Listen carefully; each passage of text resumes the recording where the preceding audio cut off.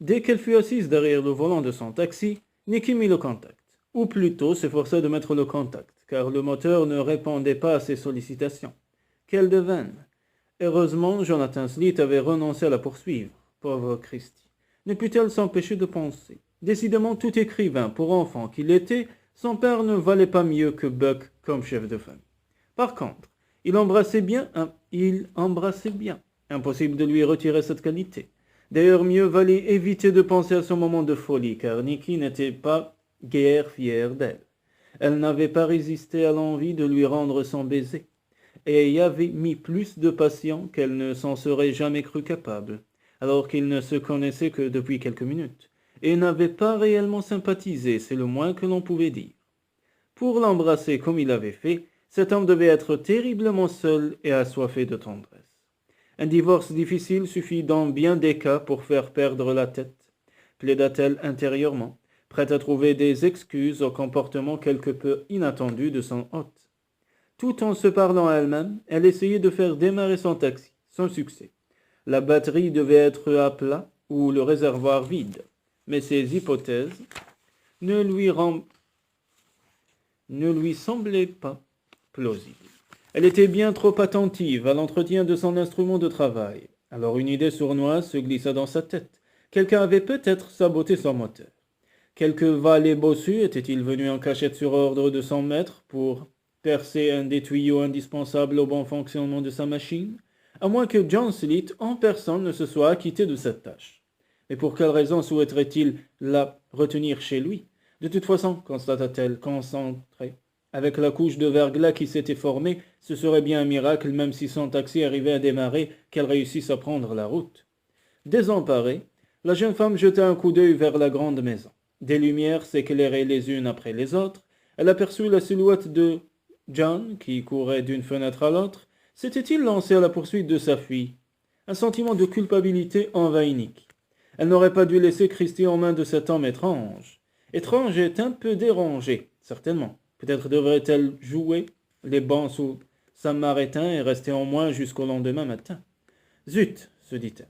Je préférerais la compagnie d'un peloton d'exécution à celle de John Sleet. Pourtant, ce refus ne la satisfaisait pas entièrement. Pas du tout. Même plus elle y pensait, plus la situation lui paraissait louche. Sa conscience serait plus tranquille si elle appelait la mère de Christie. Il suffisait de retourner chez John pour demander son numéro à la petite fille. Mais le souvenir du baiser que, malgré elle, elle avait échangé avec l'écrivain la rappela à l'ordre. Non, elle n'avait pas besoin de se mêler davantage de ses affaires. Après tout, Christie n'était plus un bébé. Il n'avait qu'à apprendre à se débrouiller avec sa fille. Bien décidée à prendre le large, Nikki quitta son siège et alla ouvrir le capot. Ce n'était pas la première fois de sa vie qu'elle effectuait elle-même un contrôle de son véhicule, et jusqu'à présent, elle s'était toujours bien débrouillée. Armée de sa torche, elle vérifiait les points stratégiques, sans remarquer quoi que ce soit d'anormal. Les fils étaient correctement connectés, aucune fuite n'apparaissait, pourtant une odeur bizarre lui fit froncer le nez. Une odeur totalement inhabituelle, au moins sous le capot de sa voiture, mais oui, c'était bien cela. Une odeur de beurre de cacahuète lui montait aux narines. Elle se souvint alors que Christie s'était fait un sandwich dans la cuisine. Étrange. Soudain elle tendit l'oreille, il lui semblait avoir entendu un cri, puis la silhouette de la petite fille courant à toutes jambes passa derrière les fenêtres de l'étage. Que se passait-il donc? Non loin derrière suivait celle de cet homme singulier qui lui tenait lieu de père. Que se passait-il donc? Il n'y avait plus à hésiter. Christie était peut-être en danger. Prenant son courage à deux mains, Nikki s'arma de sa torche et se dirigea vers la maison. Sa décision était prise. Il fallait au plus vite renvoyer cette petite chez sa mère. Non, vraiment, il devenait trop vieux pour ce genre d'amusement. À bout de souffle, John Sleet hissa Christie au-dessus de la fenêtre de la cuisine en la tenant par le col de son manteau. Il était certain de ne lui avoir fait aucun mal, mais elle criait pourtant comme une possédée. Lorsqu'en se retournant, elle aperçut Nikki occupée à téléphoner, elle se demanda un instant s'il n'avait pas affaire à un fantôme. Après la façon dont elle lui avait claqué la porte au nez tout à l'heure, il ne s'attendait pas à la revoir de sitôt. Les yeux au plafond, le récepteur coincé entre son menton et son épaule, elle paraissait attendre quelque chose en jouant avec la visière de sa casquette. Restait à savoir quoi. « Vous appelez police secours » demanda-t-il d'un ton moqueur. Calmement, Nikki reposa le combiné. Votre téléphone est hors service, annonça-t-elle d'un ton qu'elle voulait parfaitement neutre. Impossible, il fonctionnait parfaitement tout à l'heure. Je n'en doute pas, mais maintenant il ne fonctionne plus. Au fait, reprit-elle en fronçant les sourcils d'un air suspicieux, c'est vous qui avez saboté ma voiture? Là, John eut envie de rire tant la question lui parut incongrue. Franchement, après tous les efforts que j'ai faits pour vous mettre dehors, avouez que ce ne serait guère logique. Qui sait, vous êtes tellement bizarre, après tout. Vous avez peut-être décidé de me séquestrer ici pour que je prenne soin de votre fille en attendant de pouvoir la renvoyer chez sa mère. Comme dépassé par l'imagination de la jeune femme, John secoua la tête puis demanda. Qui appellerez-vous? Le shérif. Vous voulez savoir si je figure sur la liste des parents dignes de ce nom? Ironisa-t-il. Même pas, répondit Nicky sur le même ton. Je voulais lui demander le numéro de la mère de Christie pour la ramener chez elle. Le shérif, heureusement qu'elle n'avait pas pu lui parler. Son coup de fil aurait complètement désolé ce pauvre Steve Warwick. Lui et John avaient été de grands amis, jusqu'au moment où John avait choisi de gâcher systématiquement sa vie. Au point où il en était maintenant, mieux valait qu'il se sorte de cette embrouillamini sans avoir recours à Steve et que personne en ville ne soit au courant de sa mésaventure de ce soir. D'ailleurs, il allait éclaircir tout de suite un certain nombre de choses. Prenant un air sévère, il demanda. J'ai ouvert le coffre de votre voiture tout à l'heure. Si vous êtes réellement en train de travailler, que faites-vous de tout ce déménagement à l'arrière de votre véhicule? Les yeux de la jeune femme s'élargirent de surprise. De quel droit avez-vous fouillé dans mon coffre? Ce que je transporte ne vous regarde pas. John n'insista pas et se tourna vers Christie. Assieds-toi, ordonna-t-il. La petite fille ne se le fit pas dire deux fois. L'air sévère, John reprit. Tu as raconté un tas de bêtises à cette dame, mais maintenant tu t'es assez moqué de nous. Tu vas me dire qui tu es et vite. Christie lui adressa un sourire à faire fondre un iceberg. Mais je suis ta petite fille. Voyons, papa, tu ne m'as pas oublié. John plongea son regard dans les yeux verts de la gamine. Toute la malice du monde semblait s'y être concentrée. Cet enfant était joli comme un cœur et parfaitement insupportable. Tu ferais mieux d'arrêter tes blagues. Nous sommes fatigués maintenant. Si je refuse de parler, tu vas encore me faire une piqûre de sérum de vérité, pas vrai? Horrifié, Nicky s'approcha de Christie comme pour la protéger de son tortionnaire. Impuissant, John haussa les épaules. Franchement, comme s'il avait l'habitude de droguer les enfants. Dieu sait ce que la jeune femme allait penser de lui. Cette petite diablesse avait un vrai talent d'actrice dont elle jouait à la perfection de surcroît. Pour lui, c'était une pure catastrophe que d'avoir affaire à pareil numéro. D'où sortait-elle donc? Elle avait forcément des parents, quelque part. Et les malheureux devaient se morfondre d'angoisse. En attendant, tout ce qu'il pouvait faire, c'était lui laver la figure pour faire disparaître les moustaches de beurre de cacahuète, qui juraient étrangement avec son élégant manteau au col de velours noir. Il mouilla donc le coin d'un torchon propre et entreprit de débarbouiller la frimousse malicieuse. Et soudain, quand il la vit plisser les yeux et serrer les lèvres en renversant la tête en arrière, le cœur lui manqua. Combien de fois n'avait-il pas ainsi nettoyé le visage de Jenny? Elle faisait les mêmes gestes, les mêmes grimaces. Seigneur, quelle douleur il lui fallait supporter. Comme si tout était à recommencer. Merci, papa, lança la petite fille quand il reposa le torchon sur le bord de l'évier. Et maintenant tu vas me dire ton vrai nom, commanda-t-il en fronçant les sourcils de la plus horrible manière. Pour toute réponse, serrant son pouce et son index, l'un contre l'autre, Christie fit mine de refermer une fermeture éclair sur sa bouche. La répartie ne se fit pas attendre. Roulant des yeux furieux, John passa son index devant le cou de la petite, comme s'il voulait lui couper la gorge, ce qui la fait éclater de rire, mais ne la fit pas parler pour autant. En fait, John savait que cette pantomime amuserait la fillette, et c'est exactement ce qu'il voulait. Peut-être parce qu'il ne supportait pas que Nicky croie qu'il était un mauvais père, ni même seulement un homme perturbé par un divorce difficile.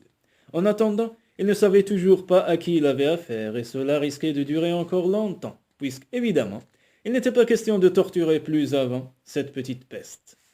Voyons, que pouvait-il faire pour se débarrasser de cette rocambolesque paternité? Aller chercher les albums de photos où on le voyait avec Mary et Jenny lui parut un instant une bonne idée. Mais en fait, cela ne prouverait rien du tout. De plus, ces photos constituaient son trésor, il n'avait pas envie de le partager avec des personnes débarquées chez lui sans crier gare. Nicky et Christie n'avaient nul besoin de savoir ce qui était arrivé à cette femme et à sa fille. Toujours installée à son tabouret, Christie se mit à faire une drôle de grimace. Et maintenant tu vas m'enfermer un double tour dans ma chambre et me punir, comme d'habitude.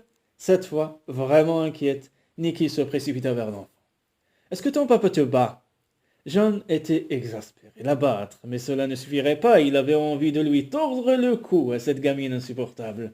Tout ce qu'elle disait ne faisait que conforter Nicky dans l'idée qu'il était réellement le père de cet odieux enfant. Quelle humiliation pour lui que de se faire posséder ainsi. Papa, reprit la petite voix, ce mot entra comme une lame acérée dans le cœur de John. Il donnerait tout au monde pour que Jenny soit encore là pour l'appeler papa. Si seulement Christie savait le mal qu'elle lui faisait en l'appelant ainsi. Elle s'arrêterait aussitôt. Malgré lui, il répondit. Oui. Est-ce que tu pourrais monter un peu le chauffage? Maman n'aimerait pas que je retourne chez elle avec une pneumonie. Je vais chauffer davantage, d'accord, mais il faut absolument que tu me dises qui tu es et d'où tu viens. Ta famille doit te chercher partout. Nicky gémit. La petite. Je ne sais vraiment pas pourquoi vous êtes si cruel avec cet enfant. Sa mère sait parfaitement qu'elle passe Noël avec vous. John comprit alors qu'il était totalement inutile de continuer à questionner la fillette en présence de Nick. Peut-être parlerait-elle plus facilement une fois seule. Elle avait beau se creuser la mémoire, il ne se souvenait pas avoir jamais rencontré cet enfant. Dans l'espoir que les vêtements de Christie lui donneraient quelques indications, il se mit à les inspecter. Son manteau était très chic, et tout ce que contenait la valise paraissait de la meilleure qualité. Mais bizarrement, il n'y avait que des robes de coton, des maillots de bain et des shorts. Rien de tout cela n'était adapté à des vacances de Noël à Holiday Hamlet. Nicky s'était approchée pour inspecter avec lui la garde-robe de l'enfant. C'était bien ce qu'elle pensait. « Pourquoi ta maman ne t'a-t-elle pas donné de vêtements chauds ?»« J'ai fait ma valise toute seule. Maman était trop occupée pour m'aider. J'ai pris mes plus jolies affaires pour venir chez papa. » Malgré lui, John accusa le coup. Non seulement Nicky était persuadé qu'il était un père indigne, mais en plus elle était maintenant en droit de croire que son ex-femme était aussi incapable que lui. Complètement découragé, à bout de patience, il regarda par la fenêtre mais ne trouva là qu'une raison supplémentaire de désespérer de la situation. Énorme, inépuisable, les flocons continuaient à tomber comme s'ils ne devaient jamais s'arrêter. Il était piégé, bloqué avec ses deux femmes dans sa propre maison. La tempête fait rage, inutile de rêver. Vous ne pourrez pas repartir ce soir, soupira-t-il à l'adresse de Nick. Tout en parlant, son cœur battait un peu trop fort, comme si l'idée d'héberger la jeune femme le troublait plus qu'il n'aurait voulu se l'avouer. Malgré tous ses efforts, il ne parvenait pas à oublier le goût sauvage du baiser qui lui avait volé. En fait, cela faisait des mois qu'il n'avait été aussi heureux. Tout doucement, sur la pointe des pieds afin de ne pas réveiller les adultes, Christie avançait dans le couloir à la lumière de la torche qu'elle avait empruntée à Nicky. L'envie de découvrir la maison dans laquelle elle se trouvait l'avait maintenue éveillée alors que Nicky, dans la même chambre qu'elle, avait très vite sombré dans un profond sommeil. La conscience de la fillette n'était pas tout à fait en paix. À force de vouloir piéger John, peut-être l'avait-elle un peu trop chargé. Et ce beurre de cacahuète, elle espérait qu'il n'endommagerait pas trop le taxi de Nicky. Mais quand elle avait vu combien la maison de John était sinistre, elle n'avait eu aucune envie de rester seule chez lui. Quant au fil du téléphone, c'est sûr qu'une petite fille modèle ne l'aurait pas coupé. Seulement l'intervention du shérif n'était vraiment pas souhaitable et il fallait bien trouver une solution. Tout de même, son aventure ne se déroulait pas comme elle l'avait prévu. Pour commencer, son idole était mal rasée et mal habillée, ce qui l'avait beaucoup contrarié. Ensuite, le château et la ville qu'il décrivait dans ses romans étaient superbement décorés pour Noël. Or, tout était sombre et triste ici.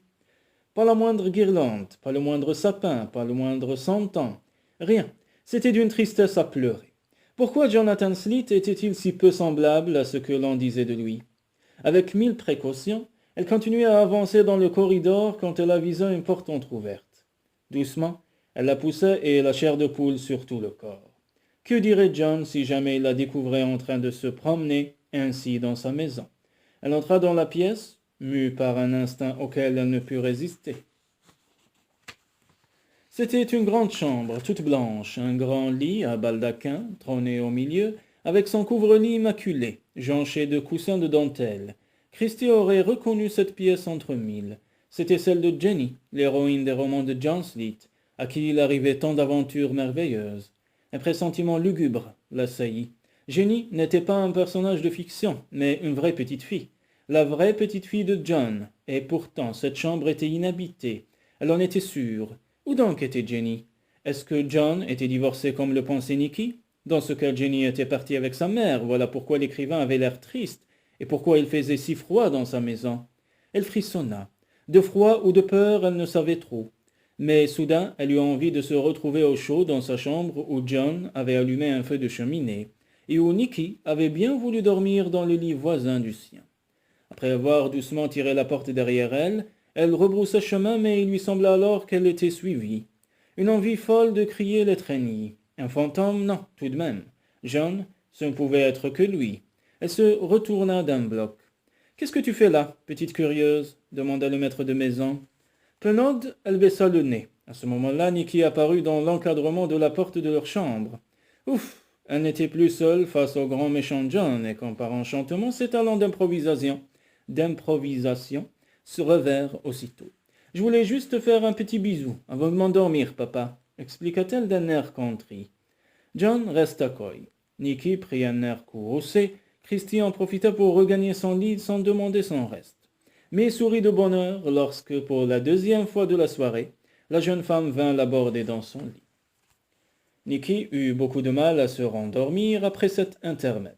Sa journée avait été fatigante et riche en émotions fortes. Une larme tiède glissa le long de sa joue. Par quel étrange concours de circonstances avait-elle atterri dans cette maison insolite? Et surtout, quel démon l'avait poussée à accepter le baiser de John alors qu'elle avait quitté Buck le matin même? Tout cela ne lui ressemblait guère. Pourquoi n'était-elle pas auprès du père de son enfant? Alors la scène qu'elle avait vécue avant de partir travailler s'imposa à ses yeux. Horrible, épouvantable. Debout devant la fenêtre de leur chambre, Buck avait explosé. Je ne veux pas de cet enfant, je n'ai pas envie de travailler pour payer des couches à un gamin. Et ne crois pas que je renoncerai à mes copains pour m'occuper de lui. Hors de lui, Buck hurlait. Nicky avait pris peur et s'était enfui. Maintenant, au fond d'un lit de hasard, elle ravalait ses larmes afin de ne pas réveiller Christy. Cette petite fille tombée du ciel dont les parents étaient si étranges, qu'allait-elle faire de sa vie maintenant? John ignorait ce qui l'avait poussé à revenir dans cette pièce, affalé dans son vieux fauteuil de cuir grenat, dans lequel il se sentait si bien autrefois. Il regardait mélancoliquement ce qui avait été sa pièce de travail, celle qu'il préférait dans toute la maison. Les murs étaient couverts d'étagères chargées de livres, le parquet en partie dissimulé par des tapis anciens. La grande table de monastère, qui lui tenait lieu de bureau, était toujours à sa place, devant la fenêtre. Pendant des années, il avait voulu écrire le roman américain du siècle. Finalement, c'étaient les histoires qu'il inventait pour Jenny, qu'il avait rendues célèbres. Les histoires pour l'endormir, celles pour la rassurer, celles qui la faisaient rire. Oui, il était célèbre, riche et seul. Machinalement, il tendit la main vers la bouteille de whisky qui se trouvait sur le coin d'une étagère, puis se ravisa. Nicky Ryder n'apprécierait certainement pas qu'il boive. Et alors, se dit-il, il avala péniblement sa salive. Non, elle ne boirait pas. Même si elle ne connaissait pas son sacrifice, elle était si belle que cela valait la peine de s'abstenir ce soir. Le bureau était poussiéreux. Depuis combien de temps n'y avait-on pas fait le ménage? Des mois. Et lui, depuis combien de temps ne se rasait-il plus régulièrement? Il devait avoir l'air aussi négligé que cette pièce. Pas étonnant que Nicky n'ait pas eu envie de lui faire confiance à propos de Christy. D'autant plus que Noël était la période où il était le plus mal. La tête dans les mains, il réfléchissait, ces stupéfiants comme 2 secondes suffisent à faire basculer une vie entière. Tout d'abord, vous êtes serein, heureux, à la pensée de bientôt fêter Noël. Vous vous demandez quel est le cadeau qui fera le plus plaisir à votre petite fille. Et l'instant d'après, le shérif frappe à votre porte et vous annonce que votre enfant et votre femme ne reviendront pas. C'est tout. Ensuite, vous vous enfermez chez vous, vous ne voyez plus personne et vous buvez du whisky. Brusquement, John se leva, quitta le bureau et se dirigea vers la chambre de Jenny. Il tourna le commutateur et, submergé par l'émotion, ferma les yeux. Lorsqu'il les rouvrit, la première des choses qu'il aperçut fut la trace des petites mains de Christy dans la poussière qui recouvrait la coiffeuse de Jenny. Jenny, qui ne reviendrait jamais dans cette pièce qu'elle adorait. Aujourd'hui encore, il se souvenait de la tempête de neige qui avait eu lieu cette nuit-là. De nombreuses branches de sapin avaient été cassées, les câbles et lignes téléphoniques arrachés, des toitures s'étaient écroulées sous le poids de la neige. Il avait demandé à Mary de rester dormir chez sa mère cette nuit-là. Pourquoi n'avait-il pas réussi à la convaincre qu'il était trop dangereux de prendre la route? C'était la veille de Noël. Voilà pourquoi Mary voulait rentrer à tout prix, parce que Jenny rêvait de voir son papa et le Père Noël à l'auberge du village. Cette évocation du passé lui brisait le cœur. Il ne réussissait pas à oublier le bonheur qui avait été le sien, et la présence de Nicky Ryder, pétillante de vie, lui faisait plus de mal que de bien. Mieux valait l'éviter. Elle était trop belle, trop vivante. Jean n'appartenait plus au même monde qu'elle. Ou plutôt, il aurait voulu reprendre vie à son contact, mais ce n'était plus possible. C'était trop tard. Il souffrait trop. Le bonheur n'était plus pour lui. Dès que la neige cesserait de tomber, il la renverrait chez elle. Oui, c'était vraiment la seule chose raisonnable à faire.